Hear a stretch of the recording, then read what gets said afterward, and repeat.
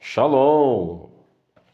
Vamos a mais um vídeo aqui pelo canal da CMB no Brasil.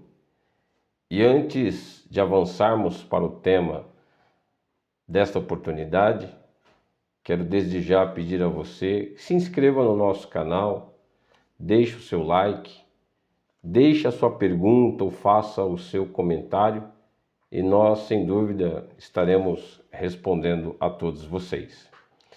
Nós vamos falar hoje sobre um tema extremamente importante que vem sendo discutido por diversos meios, tanto do chamado protestantismo, quanto desse, vamos chamar de movimento, chamado movimento messiânico. Tem crescido bastante no processo de restauração da verdade, do conhecimento das Escrituras Sagradas. Esses movimentos, essas instituições, esses grupos têm crescido bastante agora no tempo do fim. E a grande discussão é entre aqueles que defendem o protestantismo e aqueles que defendem a ala mais radical, vamos dizer assim, da religiosidade judaica. Entre aqueles que defendem Roma imperial e papal e entre aqueles que defendem o judaísmo raiz. Mas vamos ao que as Escrituras realmente diz sobre o assunto. Quando Yeshua HaMashiach se manifesta, ele traz consigo muitas orientações a respeito da aplicação da Torá. Tanto que em seu tempo, as pessoas que o ouviam, o escutavam, diziam que ele não falava como os fariseus ou como os principais da sinagoga falavam, como os mestres da época falavam, porque ele falava com pleno conhecimento, ele falava de uma forma que os outros não falavam. Ou seja, a questão é a seguinte: quando você escuta explicações, você vai ter uma real ideia da questão. Mas quando você escuta explicações que são dadas de forma bem clara, então parece que a coisa fica mais lúcida, parece que é jogado mais luz naquilo que outrora você tinha o entendimento. E é mais ou menos isso que Yeshua HaMashiach veio trazer. A primeira coisa que nós precisamos entender é que quando falamos de Torá, ela não foi anulada. O próprio Senhor Yeshua, ele fala isso em Mateus capítulo 5 e versículo 17.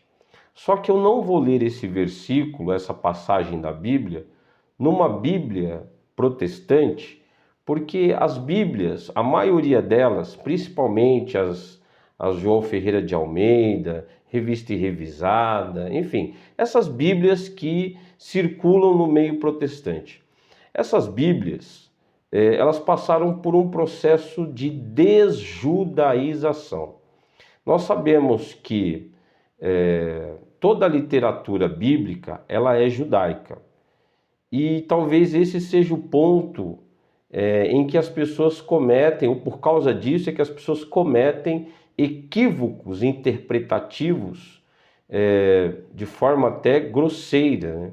Porque nós estamos falando de literatura judaica. Então, se eu não tiver uma mentalidade judaica, uma mentalidade hebraica, como que eu vou entender o contexto da literatura judaica? Então, as pessoas estão ocidentalizando a literatura, tirando-a de seu contexto original. Então, algumas palavras realmente foram trocadas, isso não é muito difícil de se provar. Se você fizer um estudo mais aprofundado dentro do período histórico, você vai ver que isso realmente aconteceu e foi feito de forma proposital para que você, ao pegar uma Bíblia, não tivesse a noção, a princípio, de que você está com uma literatura judaica nas mãos, ok? Então eu vou ler esse versículo, essa passagem da Bíblia, numa Bíblia israelita. Mateus capítulo 5, versículo 17. Não sei se você tem uma Bíblia israelita ou judaica, mas eu vou ler esse versículo nessa Bíblia aqui. É uma Bíblia israelita. Ela tem as passagens em hebraico e também em português. Então eu vou ler Mateus capítulo 5, versículo 17. Depois você compara com a sua Bíblia, para ver se há alguma diferença ou não. Então, Mateus capítulo 5 e versículo 17 diz assim: as palavras de Yeshua HaMashiach: não pensem que vim anular a Torá dos profetas. Não vim para anular, mas para levá-los ao pleno conhecimento. Então é dessa forma que está escrita numa Bíblia israelita. O próprio Senhor Yeshua HaMashiach dizendo que ele não veio abolir, não veio anular, ele não veio estabelecer uma nova aliança, ele não veio estabelecer algo novo, ele não veio criar uma igreja fora do que já existia. E nós precisamos entender que quando Yeshua HaMashiach se manifestou, algo já existia. Nós já temos aí no período histórico uma nação que é uma referência do eterno para outras nações. Isso começou lá em Abraão, o projeto de nação referência. Israel é uma referência do eterno para as outras nações. Isso é fato, não tem como mudar isso, não é a teologia moderna que vai mudar isso, isso é fato. Israel é uma referência para as nações. Então nós vamos analisar aqui a questão da circuncisão, se eu posso circuncidar sendo gentil ou não circuncidar, vamos entender a questão.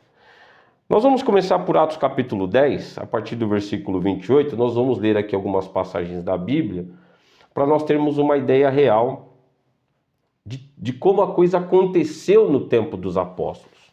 Porque o que nós precisamos entender é que Yeshua, ele chamou para si um grupo, para continuar a sua missão, ele chamou um grupo de nacionalidade judaica. Todos os apóstolos, a princípio, todos os discípulos eram judeus. Ou seja, se nós formos falar de igreja ou de comunidade, esta igreja ou esta comunidade era composta somente de judeus.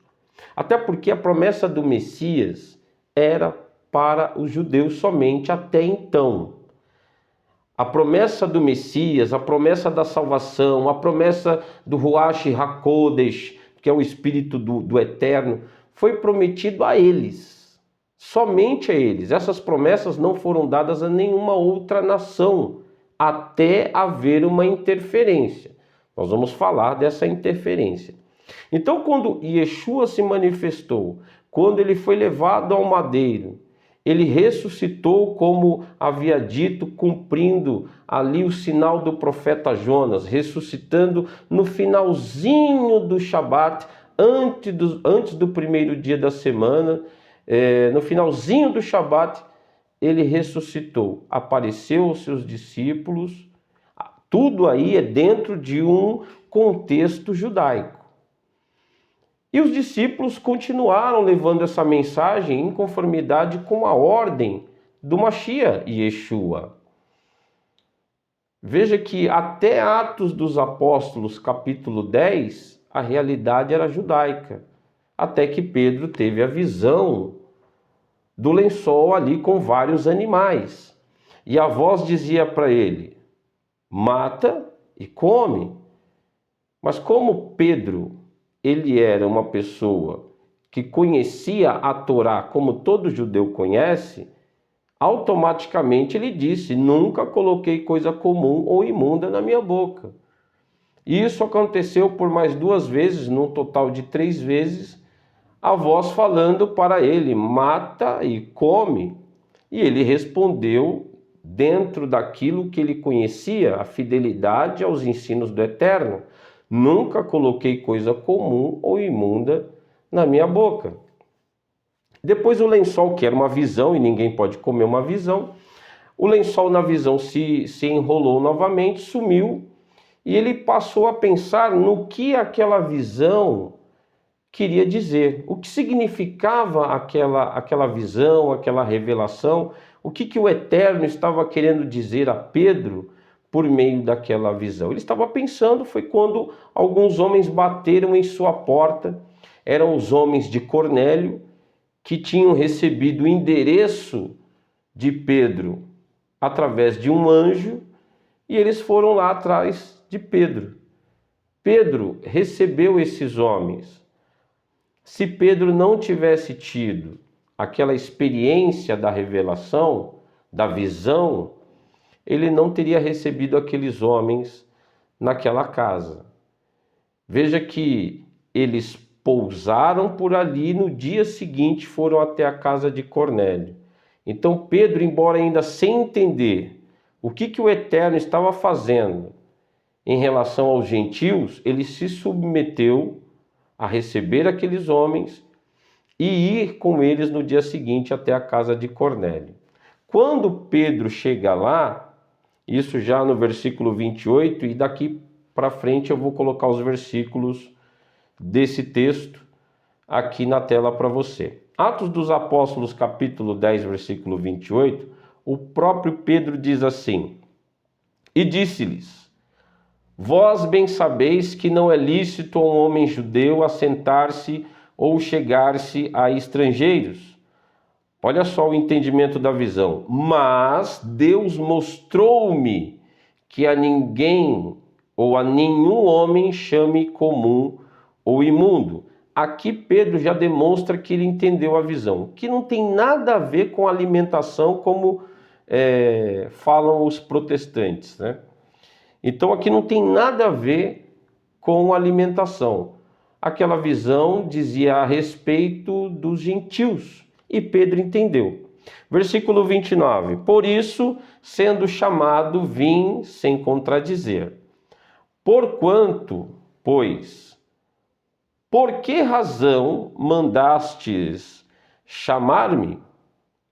E disse Cornélio: há 4 dias estava em um jejum, a esta hora, orando em minha casa a hora nona. É importante enfatizar que esta oração, a hora nona, é um horário de oração judaica. Então, Cornélio estava habituado a observar costumes ou mandamentos que eram observados pelos judeus. Orar ou rezar a hora nona era um costume judaico. E Cornélio demonstra observar isso. Versículo 31. E eis que diante de mim se apresentou um homem com vestes resplandecentes e disse: Cornélio, a tua oração foi ouvida e as tuas esmolas estão em memória diante de Deus. Então aqui o versículo está dizendo que o anjo revelou a Cornélio que as orações dele estavam chegando diante do Eterno, ou seja, o Eterno estava ouvindo orações de um incircunciso. Versículo 32. Envia, pois, a Jope, disse o anjo, e manda chamar Simão, que tem por sobrenome Pedro. Este está hospedado em casa de Simão, o curtidor, junto do mar, e ele, vindo, te falará. E logo mandei chamar-te, e bem fizeste em vir. Agora, pois, estamos todos presentes diante de Deus para ouvir tudo quanto pelo Eterno te é mandado. E abrindo Pedro a boca, disse: reconheço por verdade que o Eterno não faz acepção de pessoas. Então aqui você tem as palavras de um circunciso, ou seja, de alguém que foi circuncidado, em relação a um incircunciso. Ele está fazendo a referência a um incircunciso como alguém que o Eterno não rejeitou a oração. Versículo 35. Mas que lhe é agradável aquele que, em qualquer nação, e aí essa questão aqui, em qualquer nação, circuncidado ou não circuncidado? Aí a continuação do versículo diz: o teme e o faz o que é justo. 36. A palavra que ele enviou aos filhos de Israel, anunciando a paz por intermédio de Yeshua HaMashiach, e este é o Mashiach de todos, esta palavra, vós bem sabeis, veio por toda a Judéia, começando pela Galiléia, depois do batismo de João, como Adonai ungiu Yeshua com Ruach HaKodesh e com poder, o qual andou fazendo bem e curando a todos os oprimidos do diabo ou opositor, porque o Eterno era com ele. E nós somos testemunhas de todas as coisas que fez, tanto na terra da Judéia como em Jerusalém, ao qual mataram, pendurando-o num madeiro. A este ressuscitou Deus ao terceiro dia e fez que se manifestasse, não a todo o povo, mas às testemunhas que o Eterno antes ordenara, a nós que comemos e bebemos juntamente com ele, depois que ressuscitou dentre os mortos, e nos mandou pregar ao povo e testificar que ele é o que, pelo Eterno, foi constituído juiz dos vivos e dos mortos. A este dão testemunho todos os profetas de que todos os que nele creem receberão perdão dos pecados pelo seu nome. E dizendo Pedro ainda estas palavras, caiu o Ruach HaKodesh sobre todos os que ouviam a palavra. Veja bem que a promessa do Ruach HaKodesh era somente sobre judeus, até então. Quando a promessa é dada, derramarei do meu Ruach HaKodesh, ou do meu espírito, sobre toda a carne, precisamos entender o contexto desse texto. A profecia se refere a quem? Não é sobre toda a humanidade da maneira como ela está. As promessas, até então, eram somente para os judeus. É claro que o Eterno sempre mirou os gentios sempre estiveram no radar do Eterno, porque o objetivo, no final das contas, era proporcionar ou promover salvação a todos os homens por meio da nação referência, que é Israel, que são os judeus. Então você está vendo aqui um acontecimento, isso aqui é fato.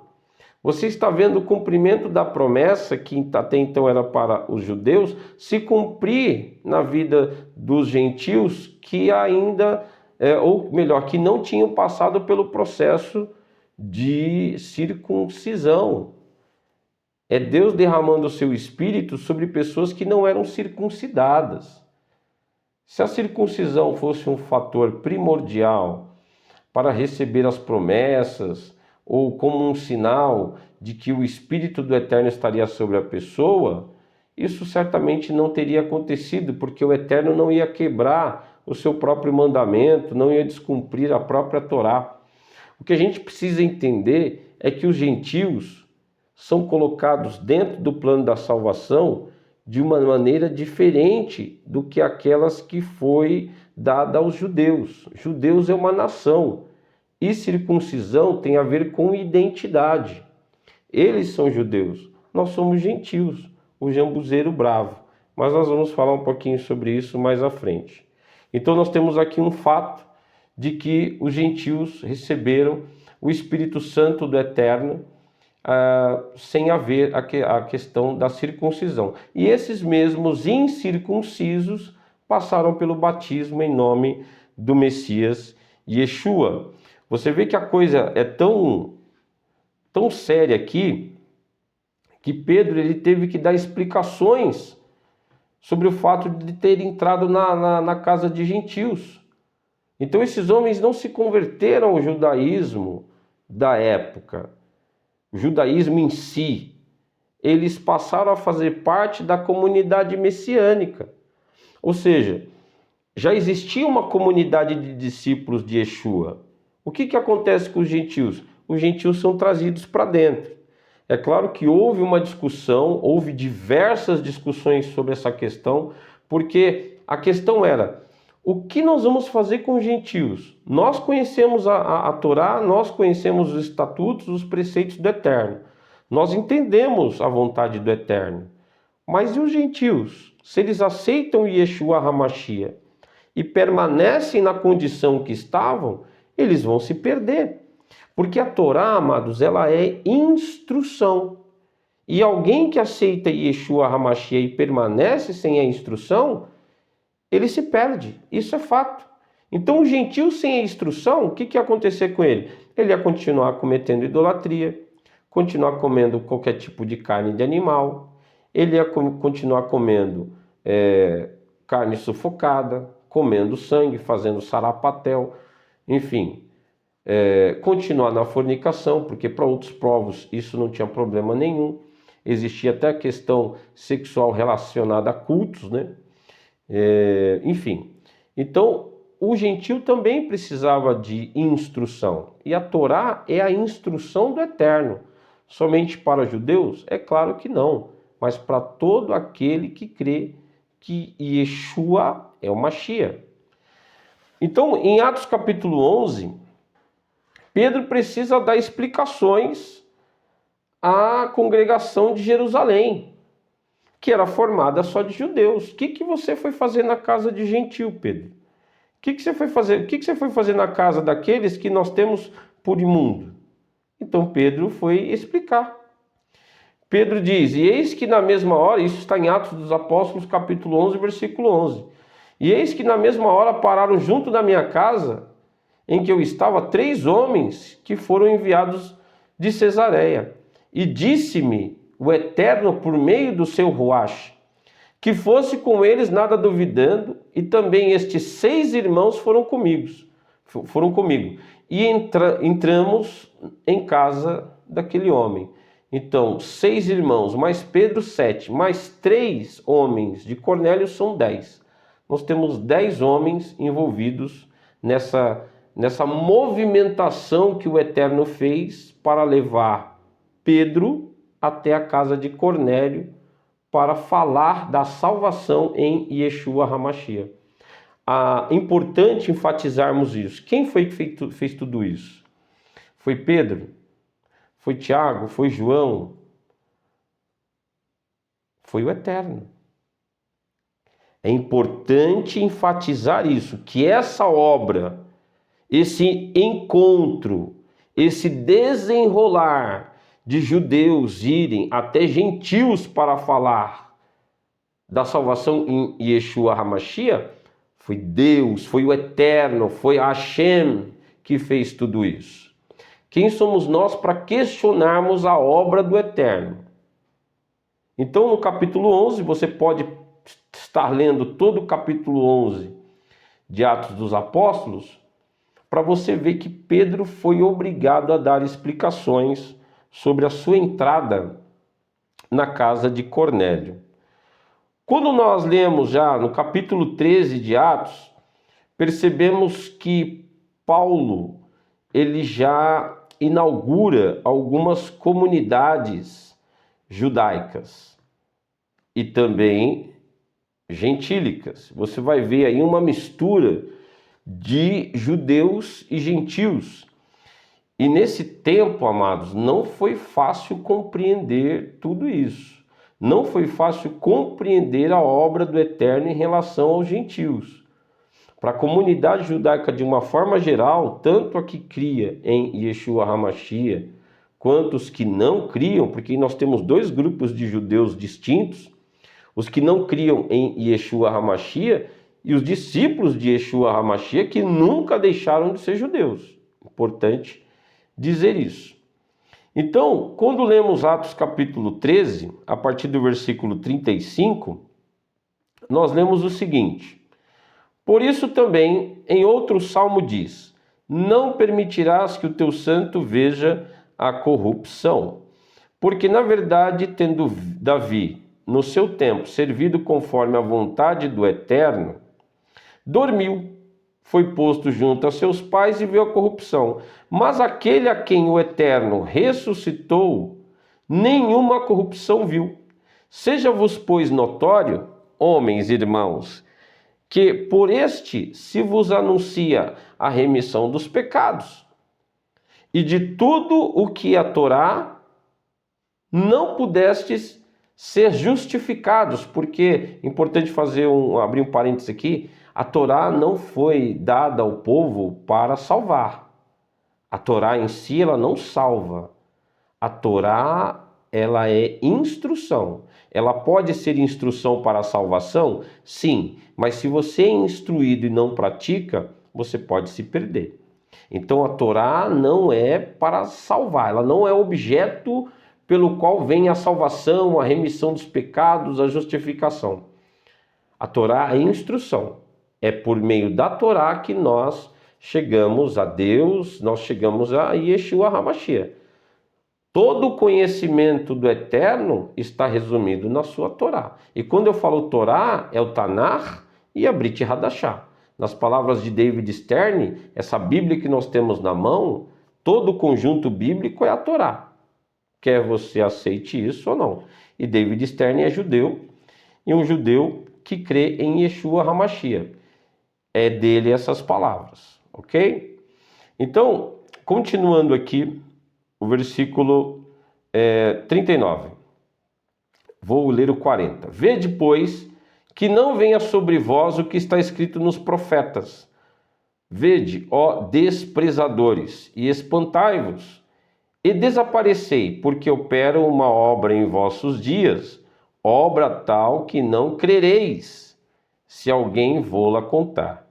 E saídos os judeus da sinagoga, os gentios rogaram que no Shabat seguinte lhes fossem ditas as mesmas coisas. Olha só, os gentios já se alegrando aqui com a possibilidade de serem salvos em Yeshua HaMashiach, no Messias judeu. Olha só, quando nós lemos mais abaixo, Atos dos Apóstolos, já no capítulo 14, o texto vai dizer assim, capítulo 14 e o versículo 1 a seguir, diz assim: E aconteceu que em Icônio entraram na sinagoga dos judeus e falaram de tal modo que creu uma grande multidão, não só de judeus, mas de gentios também. Mas os judeus incrédulos incitaram e irritaram contra os irmãos, os ânimos dos gentios. Irritaram contra os irmãos os ânimos dos gentios. Detiveram-se, pois, muito tempo, falando ousadamente acerca do Mashiach, o qual dava testemunho à palavra da sua graça, permitindo que por suas mãos se fizessem sinais e prodígios. E dividiu-se a multidão da cidade, e uns eram pelos judeus, ou seja, aqueles que não criam em Yeshua HaMashiach, e outros pelos apóstolos. Você percebe que aqui o versículo nessa Bíblia, ele já é um pouco tendencioso, porque coloca aqui judeus e apóstolos, como se os apóstolos não fossem judeus. Então, se nós não procurarmos analisar esses pormenores, passa batido e a gente começa a ter uma consciência de que os apóstolos não eram judeus e que Yeshua deixou de observar a Torá e o judaísmo em si. Versículo 5. E havendo um motim tanto dos judeus como dos gentios, com os seus principais para os insultarem e apedrejarem. Sabendo eles, fugiram para Listra e Derbe, cidades da Licaônia, e a província circunvizinha, e chegando ali, pregavam a mensagem do Mashiach. Bem, então aqui nós vemos a movimentação de judeus e gentios em relação à mensagem dos judeus que criam em Yeshua. E aqui você tem, neste círculo, homens que passaram pelo processo de circuncisão, porque eram judeus, e você tinha os gentios. Em momento algum aqui você vai ver, em todo Atos dos Apóstolos, você vai ver gentios passando pelo processo de circuncisão. Agora, a Escritura aponta para aqueles judeus que estavam incitando, a palavra que é usada aqui nem é essa, nós vamos ler, mas incitando os judeus à circuncisão. E aí veio a pergunta: os gentios realmente precisam passar por circuncisão se eles não são da nação judaica? E a nação judaica recebeu o sinal da circuncisão por meio de Abraão, um sinal na carne para a nação, mas os gentios não são da nação de Israel, porque os gentios são chamados no sentido espiritual. Então, os gentios, eles fazem parte, passam a fazer parte da comunidade de Israel, no sentido daqueles que creem no Messias, eles passam a fazer parte dessa comunidade messiânica, espiritualmente falando, são ligados de forma espiritual e não na carne em si. O gentio não vai se tornar judeu, porque o judaísmo está relacionado à nação, à identidade. E esse sinal da circuncisão está relacionado à sua identidade. O gentio, para ser salvo em Yeshua HaMashiach, ele não precisa ter a identidade judaica. Por quê? Porque se eu preciso, para ser salvo, veja bem, se para ser salvo eu preciso passar a ser judeu em si, então eu não preciso do Messias. Basta eu ser judeu e eu estou salvo. Mas veja bem que até mesmo o judeu circuncidado precisa do Mashiach para a remissão dos pecados. Se a circuncisão é um sinal de purificação, quem é Yeshua nesse contexto? Quem é Yeshua nessa história? Yeshua é o objeto pelo qual o gentio é salvo e enxertado na boa oliveira. Passa a fazer parte da comunidade judaico-messiânica de forma espiritual, para viver a mesma fé, para viver os mandamentos, para celebrar as festas do Eterno, que tem conotação profética. Muitas festas que são celebradas todos os anos têm conotação profética, vão ser celebradas no reino do Messias. Então nós precisamos observar isso. Mas vamos para Atos capítulo 15, que isso vai ficar mais claro para nós. Uma vez que os apóstolos tiveram que subir a Jerusalém para discutir isso com a comunidade messiânica de lá, que era de judeus. Vamos analisar aqui Atos capítulo 15. Vamos dar uma lida em Atos capítulo 15. Abra aí a sua Bíblia. Atos capítulo 15, versículo 1. E aconteceu que, Atos dos Apóstolos capítulo 15, versículo 1. Então, alguns que tinham descido da Judéia, olha só, ensinavam a seus irmãos: se não vos circuncidardes conforme a Torá, não podeis salvar-vos. Em algumas Bíblias, ao invés de estar Torá, está a palavra conforme o uso de Moisés, dando a entender que a Torá, o mandamento, é de Moisés, não é de Moisés. A Torá é do Eterno, a instrução é do Eterno. Moisés é apenas um intermediário. Então que isso fique bem claro. O mandamento da circuncisão para os judeus é do Eterno, tá? Então tudo isso está relacionado ao processo de desjudaização das Escrituras. Versículo 2. Tendo tido Paulo e Barnabé não pequena discussão e contenda contra eles, resolveu-se que Paulo e Barnabé e alguns outros dentre eles subissem a Jerusalém aos apóstolos e aos anciãos sobre aquela questão. Que questão? Se o gentio precisa circuncidar ou não. Esses homens estão subindo para Jerusalém para se reunir com a comunidade messiânica de lá, com as lideranças, para discutir exatamente isso. Gentil precisa circuncidar ou não? Versículo 3.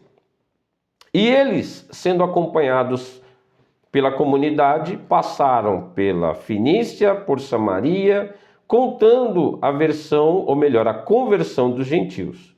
E davam grande alegria a todos os irmãos. E quando chegaram a Jerusalém, foram recebidos pela comunidade e pelos apóstolos e os anciãos, e lhes anunciaram quão grandes coisas Deus tinha feito com eles. Alguns, porém, da seita dos fariseus, já apareceu até a seita, que o nome seita, que tinham crido, se levantaram, dizendo que era necessário circuncidá-los e mandar-lhes que guardassem ou observassem toda a Torá.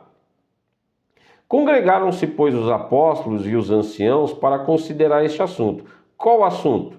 É só ler o versículo 5 de novo. O assunto é se o gentio precisa circuncidar ou não. Versículo 7.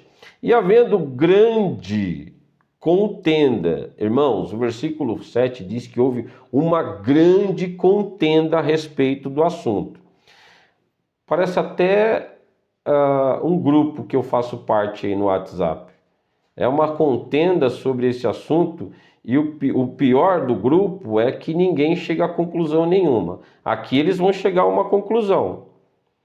Judeus vão se submeter e gentios vão entender a vontade do Eterno.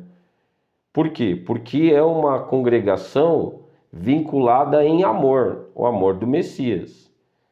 Então, no grupo que eu estou no WhatsApp, a discussão não se finda nunca sobre esse assunto e é só farpa e ofensa. É uma coisa que não expressa o Espírito Santo do Eterno. Mas vamos dar continuidade aqui.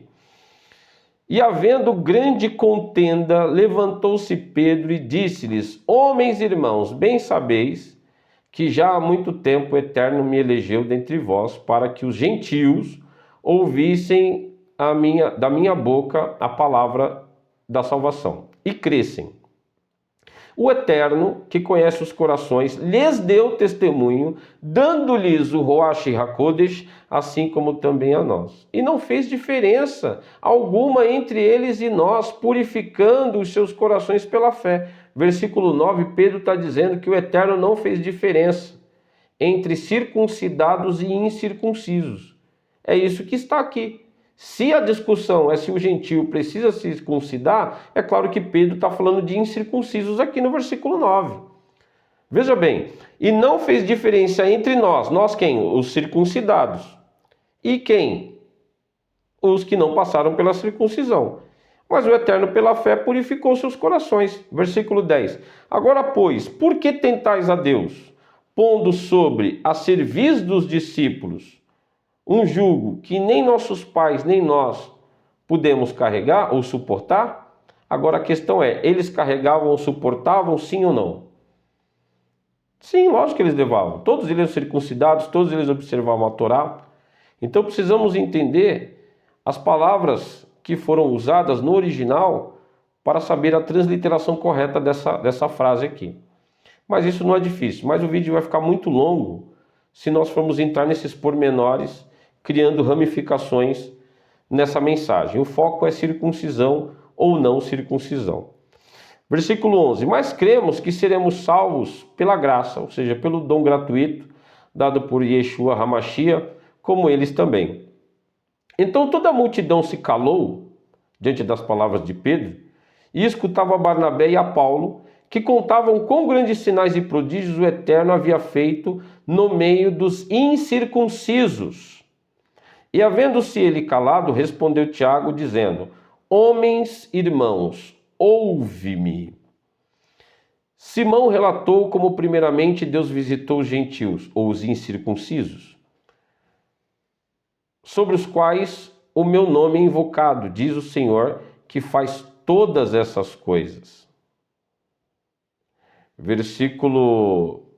Eu vou voltar um pouquinho acima aqui no versículo 15. E com isso concordaram com as palavras do profeta que está escrito, versículo 16. Depois disso voltarei e reedificarei o tabernáculo de Davi, que está caído, e levantá-lo-ei das suas ruínas e tornarei a edificá-lo, para que o restante dos homens busque ao Senhor e todos os gentios sobre os quais o meu nome é invocado, diz o Senhor que faz essas coisas. Conhecidas são a Deus desde o princípio do mundo todas as suas obras. Por isso julgo que não se deve, olha só, que não se deve perturbar aqueles dentre os gentios ou dentre os incircuncisos que se convertem a Deus. Mas escreve-lhes que se abstenham das contaminações dos ídolos, da fornicação, do que é sufocado e do sangue. Versículo 21, acho que fecha bem essa questão que diz assim: porque Moshe, ou seja, Moisés, desde os tempos antigos tem em cada cidade quem o pregue e cada sábado ali das sinagogas. Então o que Tiago está dizendo aqui? Queridos, não vamos perturbar os gentios com essa questão. Aos novos convertidos, vamos colocar alguns mandamentos para que eles possam já observar de bate-pronto. Eles precisam observar isso como princípio. Mas olha só, todos os sábados, está no versículo 21, em todo Shabat, Moisés tem em cada cidade quem leia a Torá. É isso que ele está dizendo no 21. E o que a gente entende com isso aqui?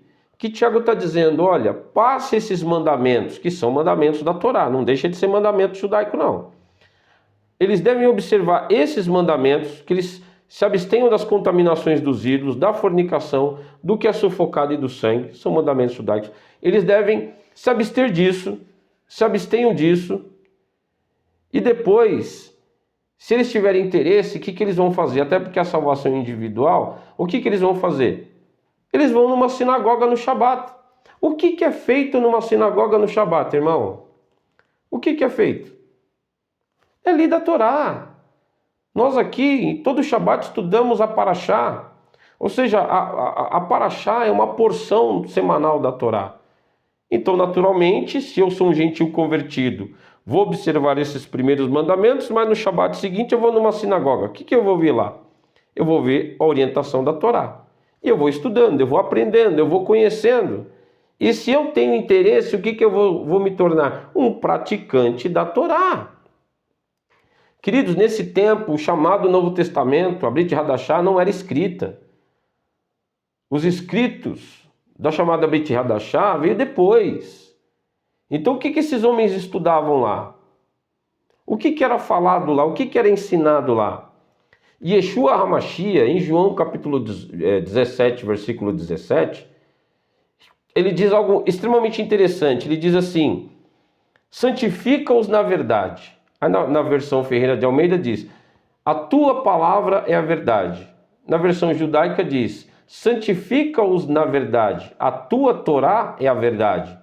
E ele não está falando essa frase do nada, não está inventando algo no momento. Ele está citando o Salmo 119, versículo 142. Salmo 119, versículo 142, que diz: a tua justiça é uma justiça eterna e a tua Torá é a verdade. É isso que está escrito.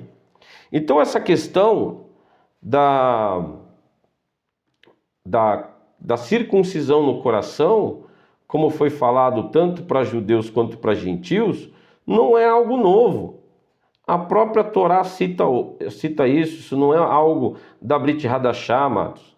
Então, tanto judeus circuncidados na carne como gentios incircuncisos na carne precisavam ser circuncidados no coração. Porque alguém circuncidado na carne, se não for convertido, ele não vai ser salvo, mesmo circuncidado. Então, essa questão da circuncisão no coração é algo espiritual e que precisava acontecer tanto no coração do judeu circuncidado, quanto no coração do gentil que não foi circuncidado. E isso é algo que está na Torá. Deuteronômio capítulo 10, versículo 16. Vamos ler lá? Abra aí a sua Bíblia. Deuteronômio capítulo 10, versículo 16. Diz assim, ó: circuncidai, pois, o prepúcio do vosso coração, e não mais endureçais a dura cerviz. Deuteronômio capítulo 30, versículo 6. Capítulo 30, versículo 6, também vai falar a mesma coisa. E o Eterno, o teu Deus, circuncidará o teu coração e o coração de tua descendência, para amares o Senhor teu Deus com todo o teu coração, com toda a tua alma, para quê? Para que vivas. Então o judeu que não era circuncidado em seu coração, somente na carne, se ele não fosse convertido, se ele não amasse o Eterno verdadeiramente, ele poderia se perder, até porque amar o Eterno é guardar os seus mandamentos.